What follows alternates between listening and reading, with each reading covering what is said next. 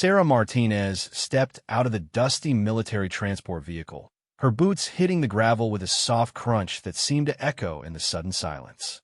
The forward operating base stretched before her like a small city built from concrete barriers, camouflage netting, and determination.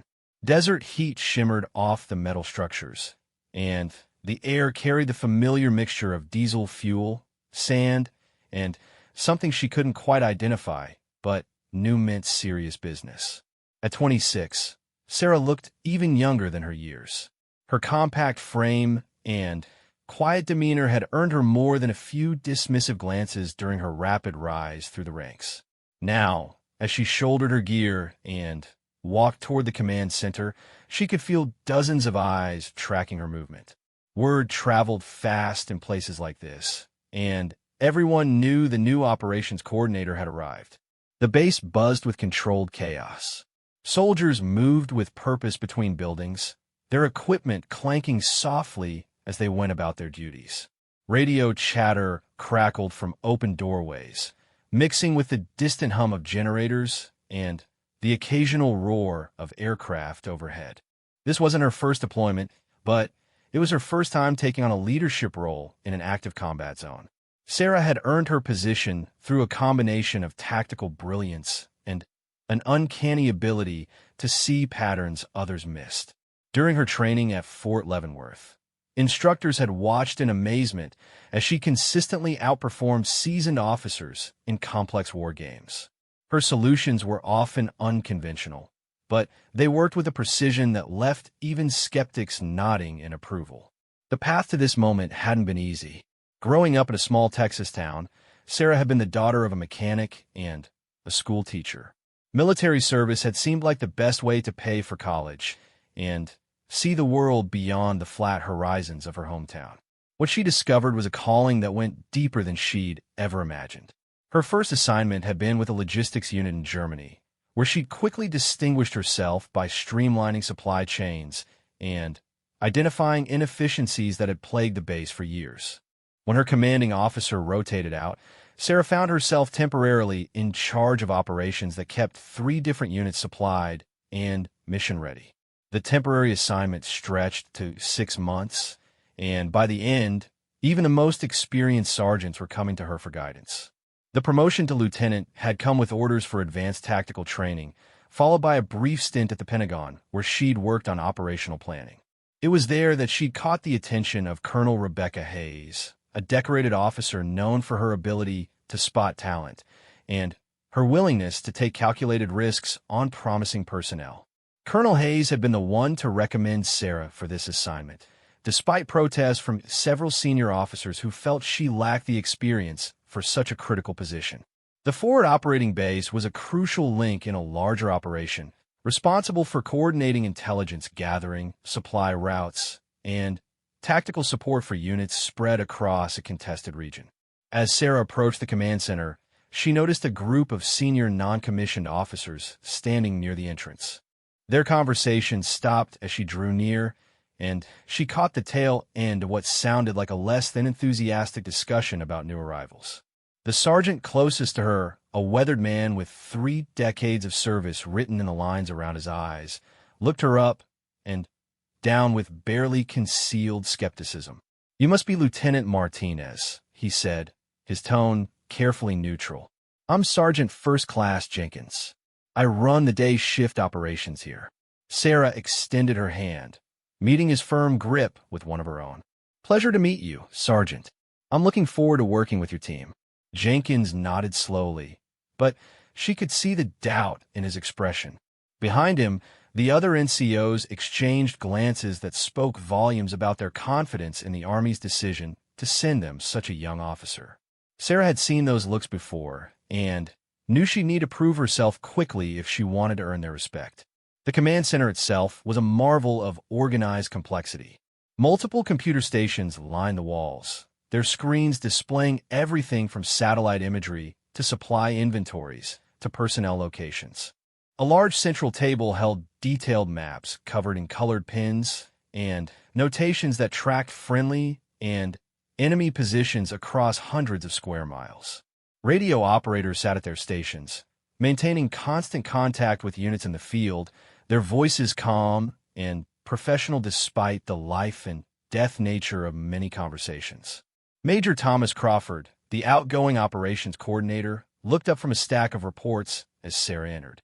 He was older than she'd expected, probably close to retirement, with gray hair and the kind of measured movements that came from years of military service. His greeting was warm but brief, reflecting the urgency of the transition. "Lieutenant Martinez, welcome to FOB Sentinel. I know this is a quick handover, but the situation doesn't allow for much of a grace period. We're in the middle of coordinating support for Operation Desert Shield, and there are moving pieces that can't wait for a leisurely transition." Over the next several hours, Major Crawford walked Sarah through the intricate web of responsibilities that would soon be hers. The base supported 12 different units operating in a region roughly the size of Connecticut, each with their own mission requirements, supply needs, and operational schedules.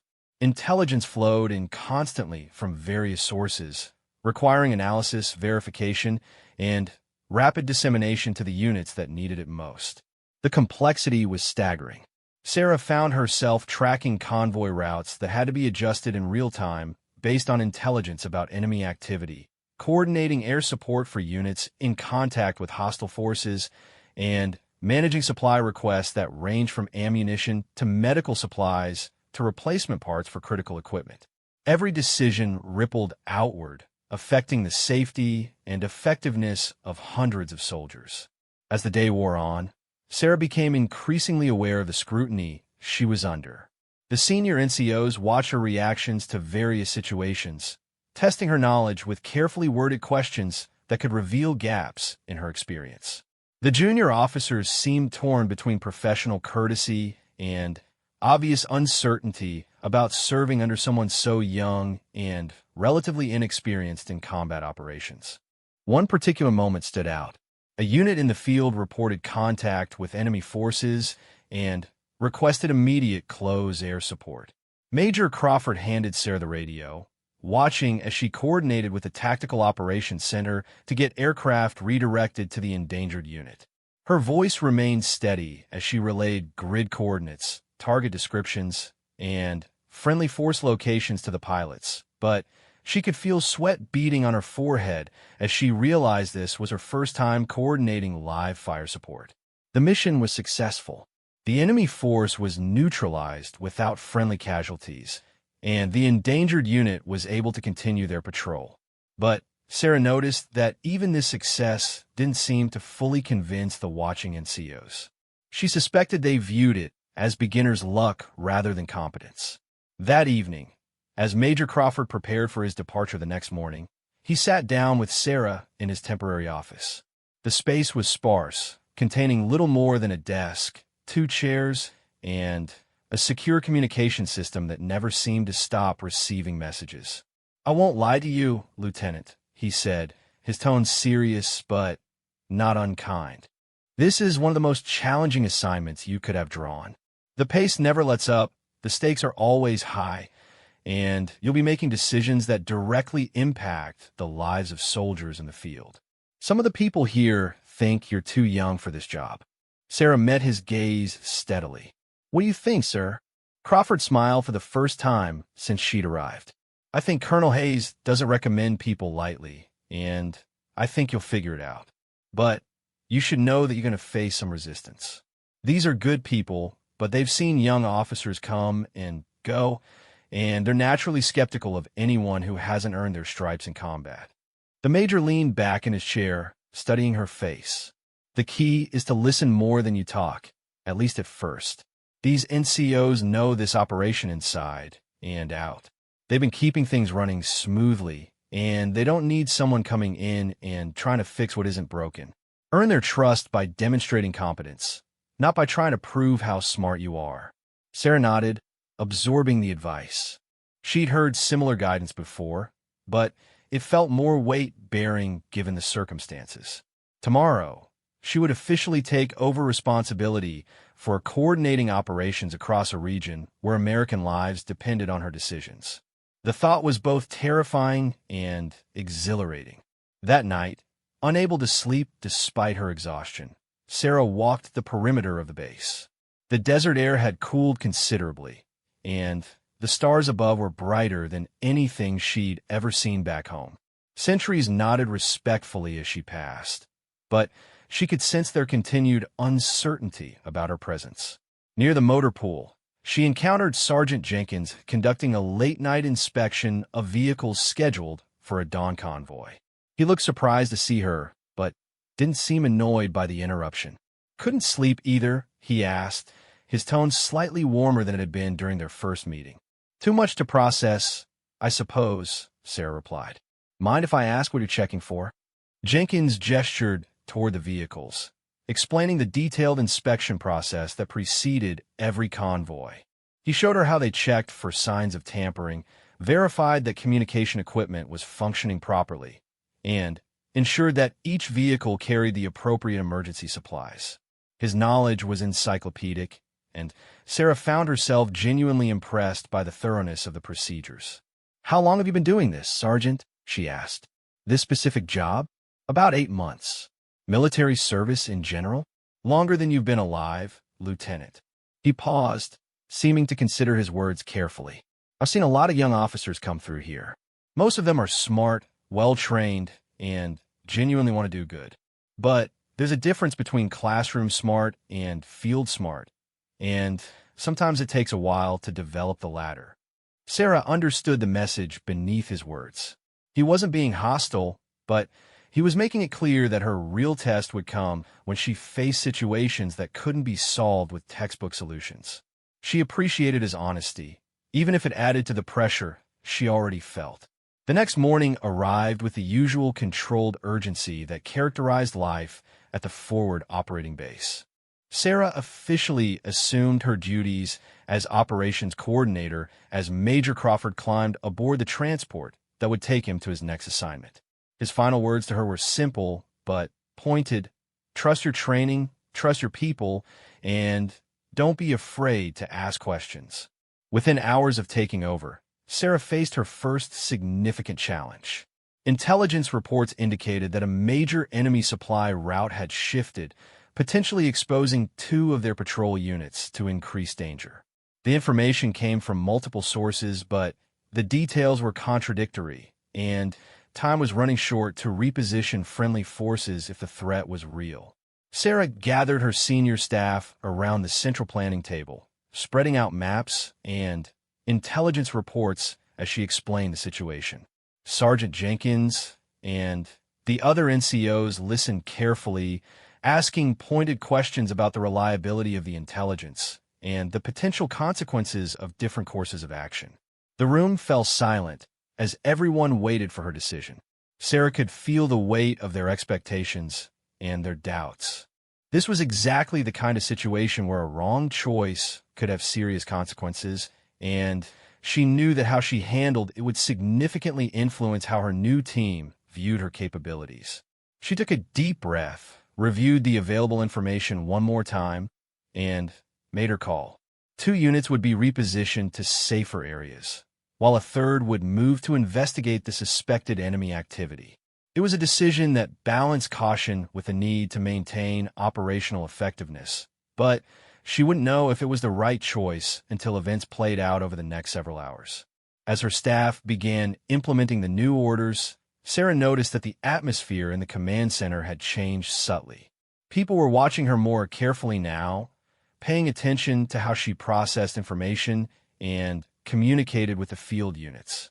She was no longer just the new lieutenant who might or might not work out. She was the person making decisions that would determine whether soldiers came home safely. The waiting was the hardest part. Sarah found herself checking and rechecking the positions of friendly forces, monitoring radio traffic for any sign that her decision had been the wrong one. Sergeant Jenkins worked beside her with professional efficiency, but she could sense that he was evaluating her performance as much as supporting the mission. 3 hours after implementing the repositioning order, radio traffic from the field confirmed that her instinct had been correct. The repositioned units reported no contact with enemy forces, while the investigating team discovered clear evidence of recent enemy activity along the suspected supply route. Her decision had likely prevented casualties while gathering valuable intelligence about enemy operations. The command center erupted in quiet satisfaction as reports came in confirming the mission's success. Sarah felt a wave of relief wash over her, but she was careful not to let it show. One successful decision didn't prove anything definitive, and she knew there would be many more tests in the days and weeks ahead. But something had shifted in the room. The looks from her staff were different now, less skeptical and more appraising.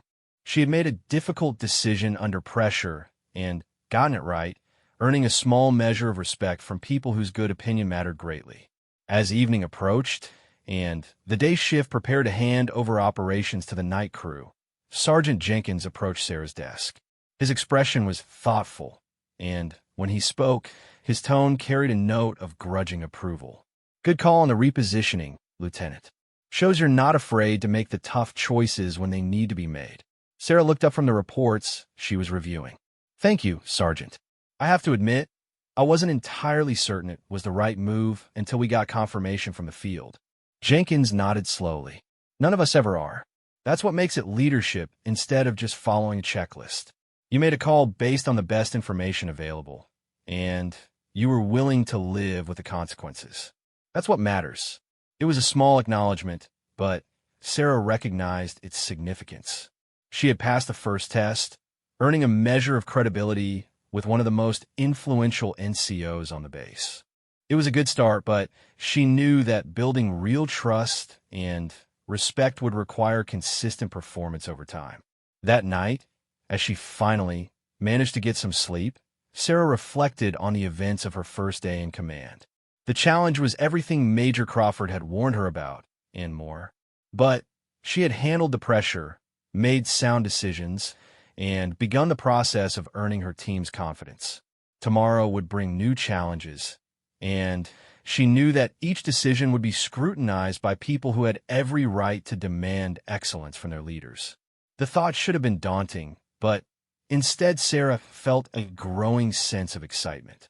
This was exactly the kind of responsibility she had trained for, and she was ready to prove that youth and inexperience didn't automatically disqualify someone from effective leadership. The desert stars were still visible through her small window as sleep finally came, and Sarah's last conscious thought was a quiet determination to be worthy of the trust that had been placed in her, regardless of what anyone might think about her age or experience level. The emergency alert pierced the pre-dawn quiet like a knife, jolting Sarah from the light sleep she had finally managed to achieve. Red lights flashed throughout the command center as duty officers scrambled to their stations, their movements sharp and purposeful despite the early hour. Sarah was fully dressed and running toward the operations center within 30 seconds of the alarm, her mind already shifting into crisis mode. Sergeant First Class Rodriguez, who ran the night shift, met her at the entrance with a grim expression that immediately told her this wasn't a drill or a minor incident. His usually calm demeanor showed cracks of tension that made Sarah's stomach tighten with anticipation of bad news. "Lieutenant, we've got a situation developing about 40 clicks northeast of here," Rodriguez said, his voice cutting through the controlled chaos around them. Alpha Company's 2nd Platoon was conducting a routine patrol when they stumbled into what looks like a major enemy staging area. They're currently pinned down and taking heavy fire from multiple positions. Sarah felt her pulse quicken as she absorbed the information. Alpha Company was one of their most experienced units, led by seasoned NCOs who knew how to handle themselves in combat. If they were calling for help, the situation was serious indeed. She followed Rodriguez to the main tactical display, where red icons indicated enemy positions, and a small cluster of blue symbols showed the location of the trap patrol. "What's their current status?" Sarah asked, studying the digital map that showed the terrain in precise detail. The patrol was positioned in a shallow valley with limited cover, surrounded by higher ground that would give enemy forces significant tactical advantages. 17 soldiers total, including Staff Sergeant Morrison, who's running the patrol, Rodriguez replied, pointing to specific locations on the display. They've got 3 wounded, 1 seriously, and they're running low on ammunition. Morrison estimates they're facing at least 30 to 40 enemy fighters with prepared positions and automatic weapons. The tactical picture was sobering. The trap patrol was outnumbered, outgunned, and positioned in terrain that heavily favored the enemy. Traditional rescue approaches would likely result in heavy casualties, both for the trapped soldiers and any relief force sent to extract them. Sarah felt the weight of command settle on her shoulders like a physical presence as she realized that the decision she made in the next few minutes could determine whether 17 American soldiers made it home alive. Around the command center, her staff was already implementing standard emergency procedures. Radio operators maintained constant communication with the trap patrol, while intelligence analysts worked to gather additional information about enemy strength and positions. The Tactical Operations Center had been alerted, and quick reaction forces were being briefed on the situation. But Sarah knew that standard procedures might not be enough for this particular crisis. She studied the terrain surrounding the trap patrol, looking for options that others might have missed. The valley where Alpha Company was pinned down was part of a larger geographic feature that included several smaller ravines and ridge lines. Most rescue plans would focus on the obvious approaches, but Sarah's trained, I began to see possibilities that might not be immediately apparent to others. Rodriguez, what assets do we have available for immediate deployment? She asked, her mind already working through various scenarios. Quick Reaction Force is spinning up now. Should be ready to roll in 20 minutes, Rodriguez replied, consulting his notes. We've got 2 Apache gunships on standby at the aviation unit, and the Tactical Operations Center says they can have close air support overhead in 45 minutes. Sarah nodded, but she was thinking beyond the standard response options. The terrain that trapped Alpha Company could also provide opportunities for an unconventional approach if she was willing to take calculated risks that more conservative commanders might avoid. She traced potential routes on the map, looking for ways to use the geography to her advantage rather than allowing it to dictate the terms of engagement. What about indirect fire support? She asked. Do we have artillery or mortars that can reach their position? Negative on artillery. They're outside the range of our guns, Rodriguez said. But we do have a mortar section that could provide support if we can get them into position. Sarah's mind raced through the possibilities. A conventional rescue attempt would likely succeed eventually, but at a cost in casualties that she might be able to avoid with a more creative approach. The question was whether she had the courage to implement an unorthodox plan when the lives of 17 soldiers hung in the balance. She called for her senior staff to gather around the planning table, knowing that she needed their expertise and experience to refine whatever plan she ultimately chose. Sergeant Jenkins arrived within minutes, followed by the other NCOs who formed the backbone of the base's operational capability. Their faces showed the tension of the situation, but also a professional readiness to tackle whatever challenge lay ahead. Here's what I'm thinking, Sarah began, using a pointer to trace routes on the large tactical map. Everyone expects us to come straight at them, either up the valley or along the ridge lines. But what if we split our response into 3 elements and approach from directions they won't anticipate? She outlined a plan that would send the Quick Reaction Force on a wide flanking movement through difficult terrain, while mortar teams established positions to provide suppressive fire from unexpected angles. Meanwhile, air assets would create diversions to mask the movement of ground forces and keep enemy attention focused away from the real rescue effort. The plan was complex and risky, requiring precise timing and coordination between multiple units operating independently across several miles of hostile territory. If everything went according to schedule, it would allow them to extract the trap patrol with minimal casualties. But if any element of the plan failed, it could result in disaster for both the rescue force and the soldiers they were trying to save. Sergeant Jenkins studied the proposed routes carefully, his experienced eye evaluating the feasibility of each element. The other senior NCOs asked pointed questions about timing, communication, and contingency plans. Sarah answered each question while continuing to refine the details, grateful for their expertise, even as she felt the pressure of time working against them. "It's ambitious, Lieutenant," Jenkins finally said, his tone careful but not dismissive. "More complex than what we'd normally attempt, but it might work. The key is going to be coordination. If our timing gets off by more than a few minutes, things could go sideways quickly." Sarah appreciated his honesty. The plan did require more precision than a standard rescue operation, but it also offered the possibility of achieving their objectives with fewer casualties. She looked around the table at the faces of her senior staff, seeing a mixture of concern and professional interest in their expressions. "I know it's not the textbook approach," she said, "but the textbook approach gets people killed when the enemy has all the advantages. Sometimes you have to be willing to try something different if you want different results." The discussion continued for several more minutes as they refined details and identified potential problems. Sarah found herself defending her plan against legitimate concerns while also incorporating suggestions that made it stronger. The collaborative process reminded her that leadership wasn't about having all the answers, but about knowing how to use the expertise of others to develop the best possible solutions. Finally, with time running short and the trap patrol still under heavy fire, Sarah made the decision to implement her plan. Orders went out to the various units involved, each receiving specific instructions about timing, routes, and contingency procedures.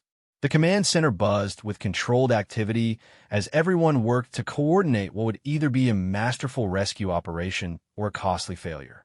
Sarah positioned herself at the main communication station, where she could monitor the progress of all three elements of her plan while maintaining contact with the trap patrol. Staff Sergeant Morrison's voice came through the radio with a steady professionalism that marked experienced infantry NCOs, but she could hear the strain beneath his calm exterior as he reported on his unit's deteriorating situation. "Base, this is Alpha 2-6. Morrison's voice crackled through the radio. "Enemy fire is intensifying, and we're down to about 30% ammunition. That wounded soldier needs medical attention soon, or we're going to lose him."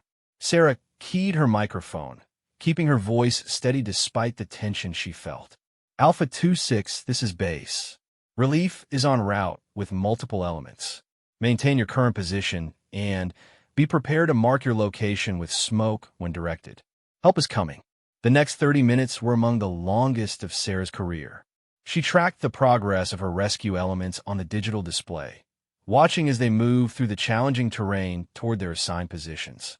Radio reports came in regularly, but each update seemed to bring new complications or delays that threatened to disrupt the carefully coordinated timing.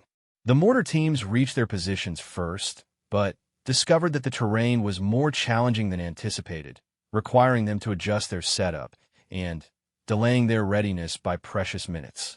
The Quick Reaction Force made good time initially, but encountered unexpected obstacles that forced them to modify their route. Meanwhile, the air assets were dealing with weather conditions that limited visibility and made precision targeting more difficult. Sarah found herself constantly making real-time adjustments to her plan, adapting to changing conditions while trying to maintain the overall coherence of the operation. Each decision felt crucial, and she was acutely aware that any mistake could have tragic consequences for the soldiers, depending on her leadership. As the various elements moved into position, enemy activity around the trap patrol seemed to increase. Intelligence reports suggested that additional hostile forces were converging on the area, possibly in response to communications they had intercepted about the rescue operation. The window of opportunity was closing, and Sarah knew she had to act soon or risk losing her advantage entirely. "All elements, this is Base," she transmitted on the command frequency. "Execute Phase 2 on my mark. Mortars, prepare to engage targets of opportunity."